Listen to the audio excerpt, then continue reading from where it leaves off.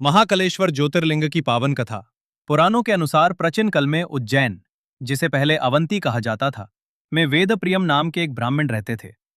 वे भगवान शिव के परम भक्त थे और नित्य अग्निहोत्र और शिव पूजन करते थे।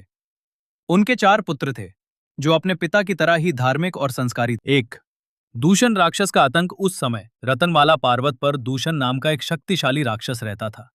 उसे ब्रह्मा जी से वरदान प्राप्त था, जिसके कारण वो बहुत अहंकारी हो गया था।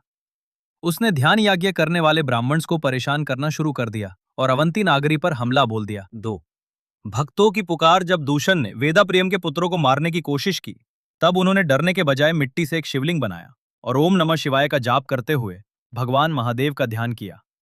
जब राक्षस ने उन पर प्रहार किया, तभी वहां एक भयानक हुंकार के साथ धरती फटी और स्वयं महादेव प्रकट हुए। 3 महाकाल का प्रादुर्भाव। भगवान शिव ने एक भयानक रूप धारण किया था, जिसे कल काल कहा गया। उन्होंने एक ही हुंकार में दूषण राक्षस और उसकी सेना को भस्म कर दिया। भक्तों की रक्षा के लिए उन्होंने जो विकट रूप लिया, वही महाकाल कहलाए। 4 उज्जैन में वास। जब सभी देवता और भक्तों ने प्रार्थना की कि प्रभु, आप लोक कल्याण के लिए हमेशा यहां निवास करें, तब महादेव उसी लिंग में समाहित हो गए। तभी से उज्जैन का ये स्थान महाकालेश्वर ज्योतिर्लिंगा के रूप में पूजा जाने लगा। महाकाल की कुछ विशेष बातें।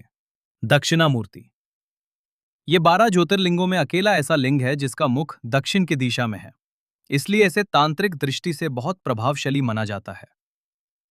भस्म आरती। महाकाल की सबसे विशेष परंपरा भस्म आरती है, जो सृष्टि के निर्माण और विनाश का प्रतीक है। काल के देवता। माना जाता है कि जो महाकाल की शरण में है, उसका काल भी कुछ नहीं बिगड़ सकता।